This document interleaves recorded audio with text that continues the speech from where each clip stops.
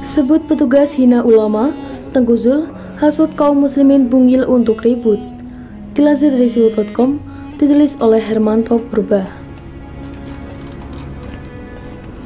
Mendapat gelar ulama atau tokoh agama dari masyarakat sungguh merupakan sebuah kehormatan yang tidak semua orang dapat memilikinya. Pastilah ada alasan kuat kenapa seseorang itu digelari sebagai tokoh agama. Setiap ceramahnya pasti senantiasa menyejukkan dan mendamaikan. Begitupun lisan dan lakunya patut untuk diteladani. Namun, belakangan makna tokoh agama itu sendiri rasanya semakin kabur. Kita semakin sulit membedakan yang mana tokoh agama, yang mana preman, yang mana seorang ulama, yang mana pula seorang penjahat. Beberapa ulama di negeri ini bahkan lebih jahat ketimbang penjahat. Mereka menjual nama Tuhan dan ayat suci demi memuaskan nafsu mereka. Ceramah-ceramah mereka dipenuhi caci maki dan kebencian, mencaci dan memaki yang tak sejalan dan sebaham dengan mereka, membenci orang-orang yang berbeda agama dan aliran kepercayaan dengan mereka. Mereka sibuk melihat kesalahan orang lain semata, segudang kesalahan yang mereka lakukan seolah tidak pernah mereka nampak.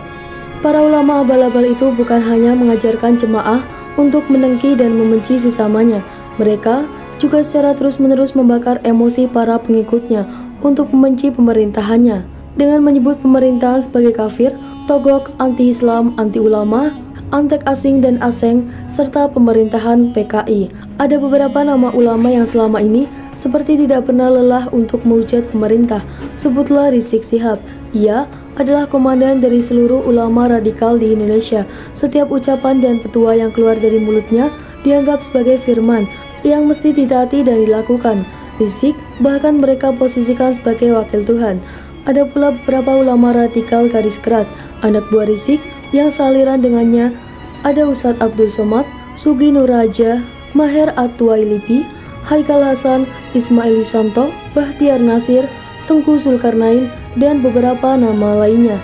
Di artikel saya ini, saya akan fokus pada Tengku Zulkarnain, Wasekjen MUI, sang pemuja pemimpin diktator Soeharto itu.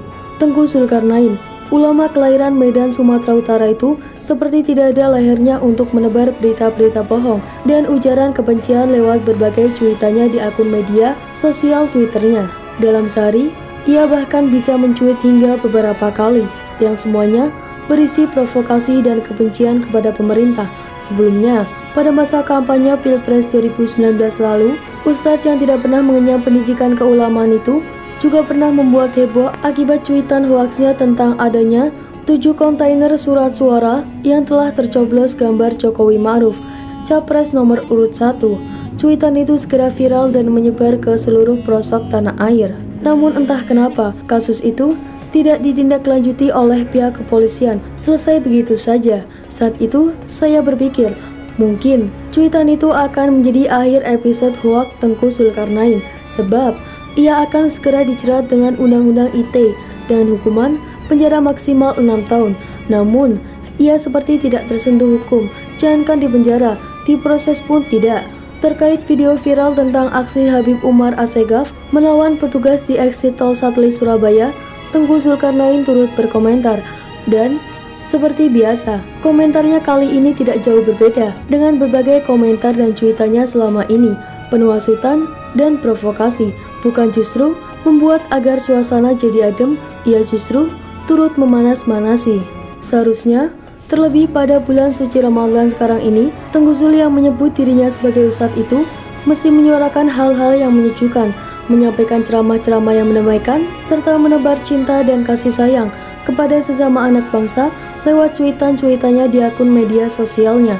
Namun, sayangnya ia tidak begitu. Apakah sedang bulan puasa atau tidak sedang bulan puasa, baginya sama saja. Melancarkan provokasi, membakar emosi umat untuk membenci dan bahkan memaki pemerintah, serta menebar berita-berita bohong dan ujaran kebencian. Namanya saja ustadz, tapi kelakuannya layaknya preman.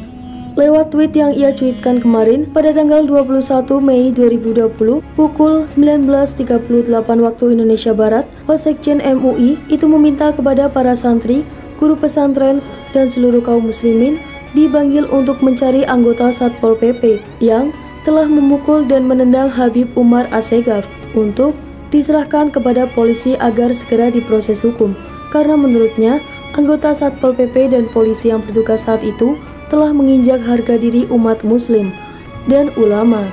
Kenapa terjadi keributan?